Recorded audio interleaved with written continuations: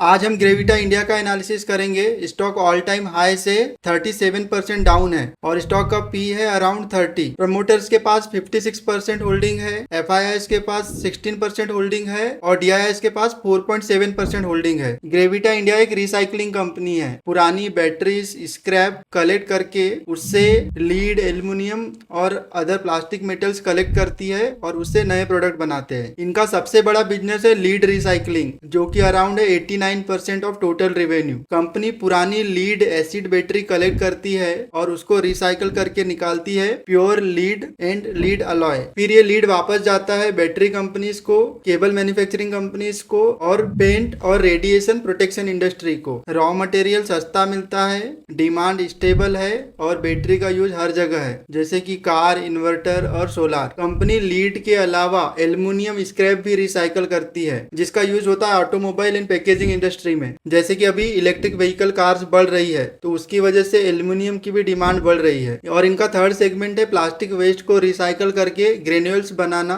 जो कि plastic product बनाने के काम आता है। चलो अब बिजनेस का फ्लो समझते हैं। पहला, स्क्रैप को कलेक्ट करो, उसको प्रोसेस करो, क्वालिटी प्रोडक्ट बनाओ और इंडस्ट्री को बेचो। सो इनका रॉ मटेरियल क्या हो गया? वेस्ट, जो कि रिलेटिवली सस्ता होता है। सो इनके कस्टमर में आते हैं बैटरी, ऑटो, पैकेजिंग और केबल इंडस्ट्री। कंपनी का विजन है 2028-2030 तक इनको सिर्फ लीड पे डिपेंड नहीं करना है, ये अपने बिजनेस को एक्सपांड करना चाहते हैं। ये लोग न्यू रिसाइकलिंग वर्टिकल ऐड करना चाहते हैं, जैसे कि लिथियम, रबर, स्टील। इनका फोकस है रिवेन्यू मिक्स को ज्यादा बैलेंस बनाना है, ताकि इनके रिवेन्यू में हर एक वर्टिकल से कंट्रीब्यूशन आ सके। मतलब कि कंपनी फ्यूचर में मल्टी मटेरियल रिसाइकलिंग प्लेटफॉर्म बनाना चाहती है। कंपनी हेवी कैपेक्स कर रही है, जैसे कि ये लोग अपनी एग्जिस्टिंग कैपेसिटी को एक्सपांड कर रहे हैं, लीड बिजनेस की कैपेसिटी को बढ़ा रहे हैं। उसके अलावा नए वर्टिकल ऐड करने पे भी फोकस कर रहे हैं, जैसे कि rubber and new material recycling and energy efficient recycling. अब बात करते हैं स्टॉक क्यों गिर रहा है। लास्ट 2-3 साल में स्टॉक ने अराउंड 240% रिटर्न दिया हुआ है और 2025 के स्टार्ट में रिसाइकलिंग थीम बूम पे थी, तो प्राइस बहुत ऊपर जा रहा था।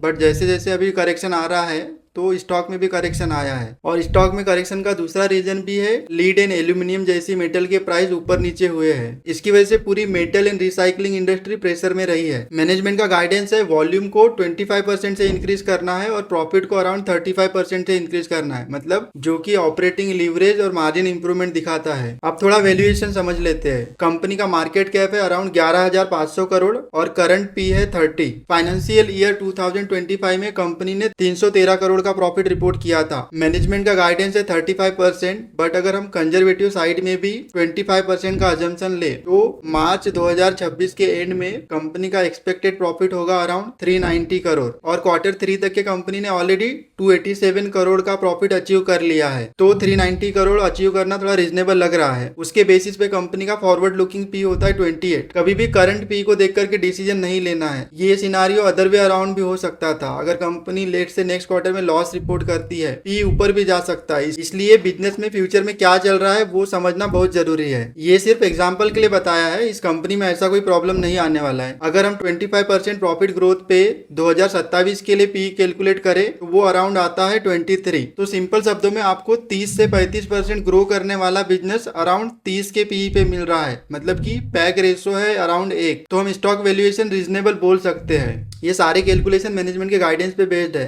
फ्यूचर वैल्यूएशन डिपेंड करेगा मैनेजमेंट की एग्जीक्यूशन पे, इसलिए आपको क्वार्टरली रिजल्ट ट्रैक करते रहना है। अब डिस्कस करते हैं Q3 FY26 रिजल्ट। कंपनी का रिजल्ट आप न्यूट्रल बोल सकते हो, क्योंकि रेवेन्यू में सिर्फ 2% की ग्रोथ है और उसका मेन रीजन है global metal price fluctuation. But वहीं पे कंपनी के ऑपरेटिंग प्रॉफिट 48% से इंक्रीज हुए हैं और मार्जिन 8% से बढ़कर के 12% हो गई है। मार्जिन इंप्रूव होने का रीजन है better product mix, value added product इन लोगों ने ऐड किया हुआ है और थोड़ा कॉस्ट कंट्रोल भी किया हुआ है। नेट प्रॉफिट अराउंड 24% से इंक्रीज हुआ है। रेवेन्यू सिर्फ 2% से इंक्रीज हुआ है और प्रॉफिट अराउंड 24% से इंक्रीज हुआ है। वो क्लियरली दिखाता है कि कंपनी सिर्फ वॉल्यूम के पीछे नहीं भाग रही है, कंपनी मार्जिन और प्रॉफिट के ऊपर भी फोकस कर रही है। रिजल्ट को आप गाइडेंस के आसपास बोल सकते हो, जो मैनेजमेंट ने गाइडेंस दिया हुआ था लास्ट क्वार्टर में। ओवरऑल आप बोल सकते हो despite of challenging and fluctuating metal and commodity price, execution strong रहा और अर्निंग क्वालिटी इंप्रूव हुई है। नेक्स्ट 1 मंथ में मैं around 50 quality small cap companies का रिजल्ट कवर करूंगा। अगर आप भी रिसर्च बेस्ड इन्वेस्टिंग में बिलीव करते हो